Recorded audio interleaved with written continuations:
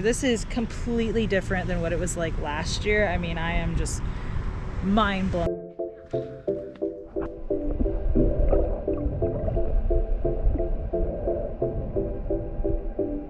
What's going on, you guys? Welcome back to the channel. My name is Stacy Will.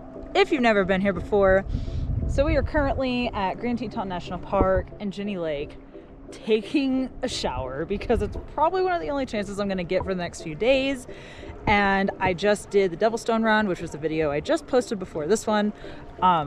And there were no showers, and we were partying and camping and riding, and yeah, so I feel absolutely disgusting. So I'm trying to get a nice little hobo bath in here before we go into Yellowstone National Park for a few nights. Last year I went and I stayed for 2 nights, and I'll link those videos right up here if you haven't seen them before. That was my first time to Yellowstone, and I had such a blast, but it was during COVID, and so like all the little small towns around this area were like takeout only, and they were closed, and things were just weird. So I decided to come back this year after this run was over and take y'all to like West Yellowstone, check out that little town, and then up to Gardiner and do some other stuff we didn't do last year. So I'm just trying to get my shower in, and then we'll head into the park and set camp up.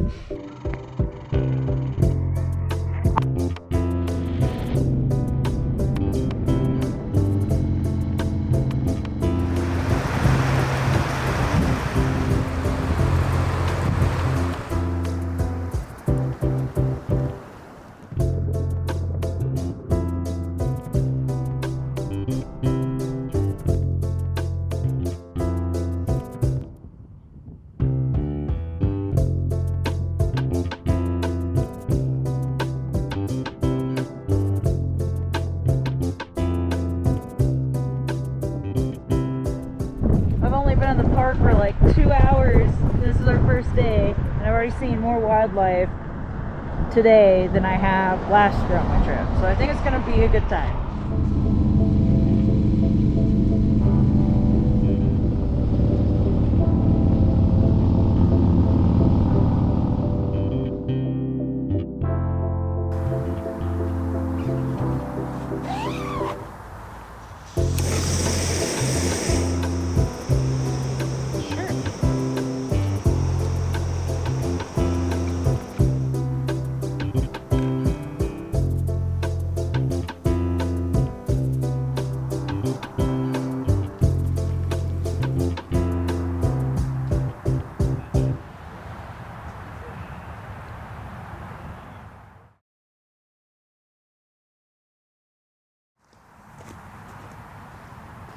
Good morning. It's so cold, I don't want to get out of the sleeping bag.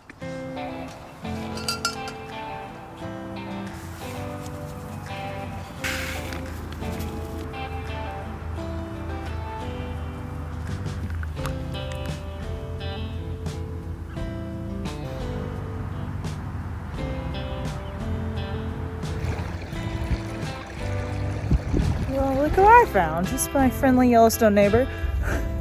Alright, so I know y'all love seeing the maps. So yesterday we were swimming in Jenny Lake, which is basically right over here in Teton National Park. And then we ended up coming all the way up here, stopped at Lewis Falls, and then just went ahead and rode all the way up here to the Madison Campground, which is where I'm staying the next couple nights. Last year we saw the Grand Prismatic, stayed at Grant Village, went to West Thumb, saw Grand Canyon of the Yellowstone, and then rode out this way over to Beartooth Pass. So if you haven't watched those Yellowstone videos that I've made yet, definitely go watch those. I'll link them right up here. So today I think we're gonna just try and check out some new stuff. These museums look pretty interesting, and I'm thinking either lunch in Gardiner or maybe lunch in Cook City. So let's go ahead and get on the road. Things didn't start out as they had the year prior. In fact, the National Park Service released a statement saying that 2021 had been the busiest September on record, and it showed. The park, for the most part, was an absolute traffic jam. I found myself sitting in traffic or not being able to find a parking spot at most places in the park that morning, which was a completely different experience than the year prior.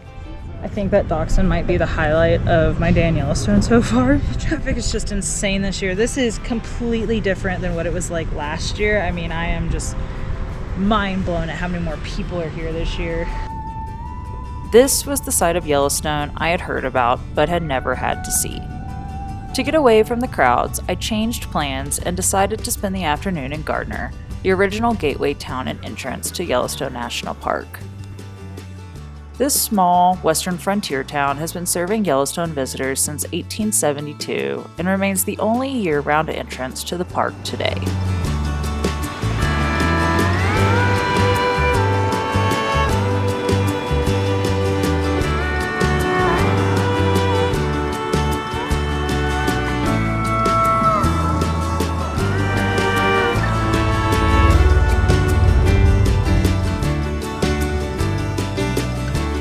Naturally, I'm in Montana, so a bison burger is a must.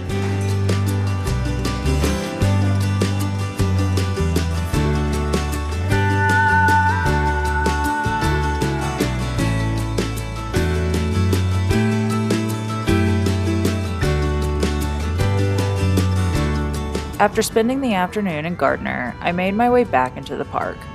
Hoping to avoid afternoon traffic, I decided to check out Fort Yellowstone, a facility built to house over 300 military personnel and civilians who were hired to protect the park. Today, the buildings are used by park rangers and employees as private residences and administrative buildings. It's crazy to think that we had to hire people to keep others from handing out towels for people to take baths in these boiling hot springs or to deface them for personal gain. But then again, I think the average tourist today would do the same thing if we didn't have park rangers to protect them.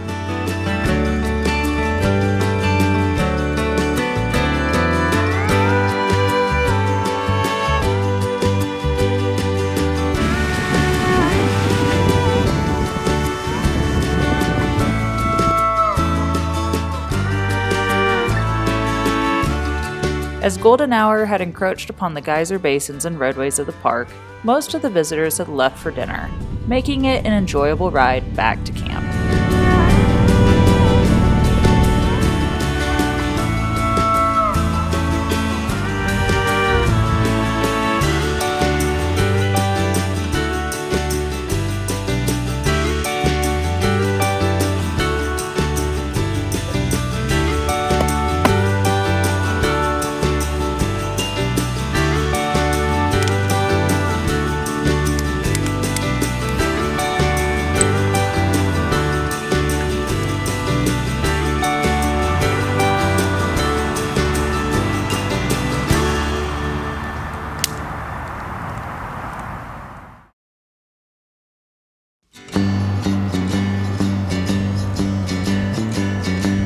First things first, time for breakfast. I did not want to cook at camp this morning.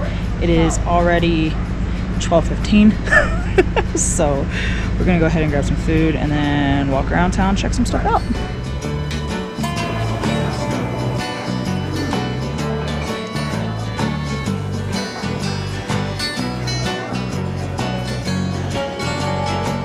Ooh, I want to definitely check this out. It's the Museum of the Yellowstone, so we're definitely going to go to these two things today.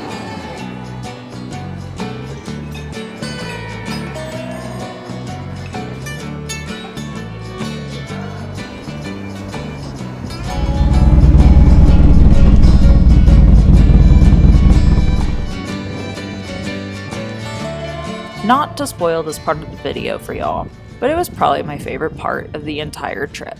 Ah! Live animals are outside. There's 8 wolves always on display. Bears take turns outside, so this schedules which bears are out when. And then further back we have bald eagles, great horned owls, things like that. Last building there's river otters, Yellowstone cutthroat trout. If you're as fascinated about Yellowstone's bear populations as I am, the Grizzly and Wolf Discovery Center's museum alone is worth a visit.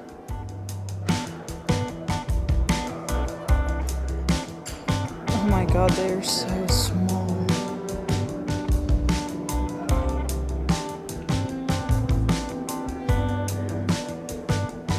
They're like the size of a dog, like a little dog. They're so small.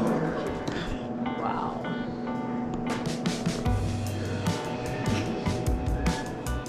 Through numerous exhibits, you can learn about the impact bears have on the Yellowstone ecosystem, and more importantly, how humans have affected bears and other wildlife in Yellowstone over the years.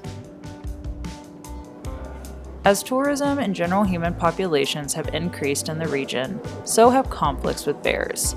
In 2020 alone, at least 40 grizzlies died in the greater Yellowstone ecosystem due to human conflict. From nuisance bears to orphan cubs, every bear that lives at the center has been rescued rather than euthanized in order to give it a second chance at life, and for humans to have a better understanding of these animals and how to keep others wild.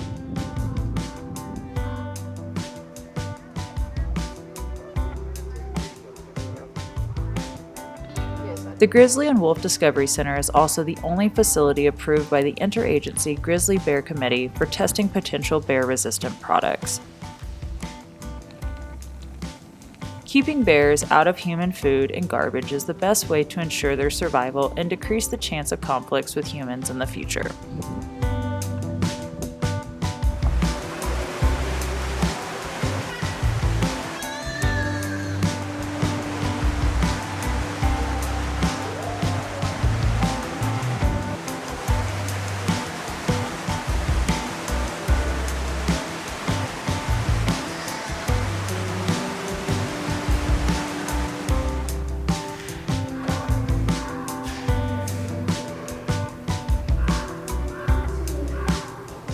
Alright, so we're just hanging with my buds here at the front of the Grizzly and Wolf Discovery Center. Hopefully you guys can hear me. It's a little windy out. And of course I don't have a windsock for this little GoPro.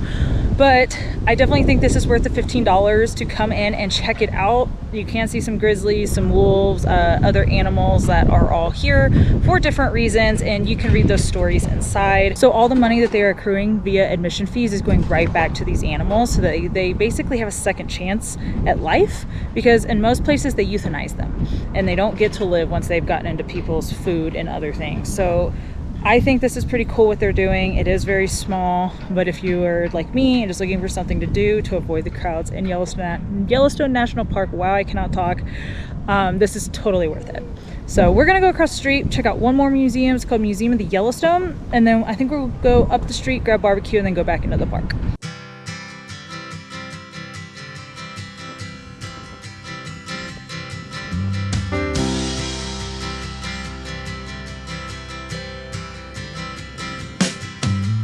Before cars, motorcycles, and planes, the only way to get to Yellowstone was by train or horseback. Located in the original Union Pacific Railroad depot, the Museum of the Yellowstone takes you through the evolution and impacts of parks tourism in West Yellowstone. In 1908, the first trains arrived in West Yellowstone, bringing 7,000 passengers to the park. Yellowstone Park is something absolutely unique in the world so far as I know. By 1915, nearly 30,000 people arrived by rail. As tourism increased, so did the need for baggage rooms and even dormitories for employees. Up until 1915, stagecoach tours were the only way to see the country's first national park, meaning you hopped off a train and into one of these horse-drawn buggies. By 1917, stagecoaches were removed from service and only motor vehicles were allowed to tour the park. Eventually followed by the famed white motor company yellow buses that are still seen throughout the park today.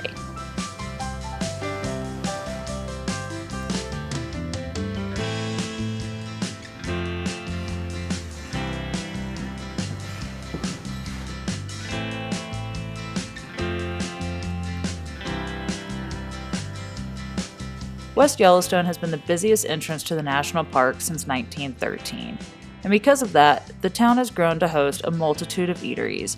And on that topic, it looks like this crow has the same idea as me.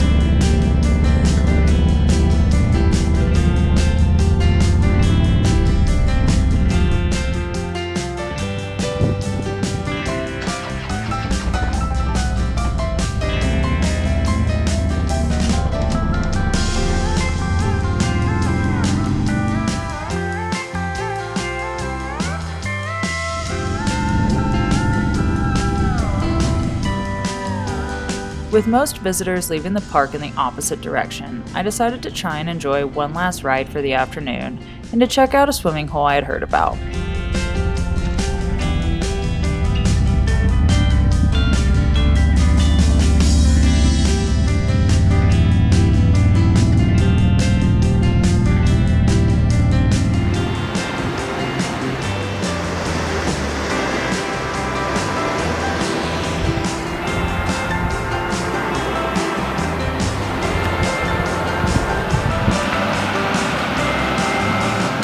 So have you gotten to swim down here?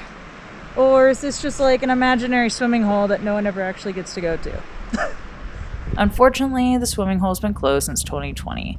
And also, unfortunately, my luck with Yellowstone traffic seems to continue.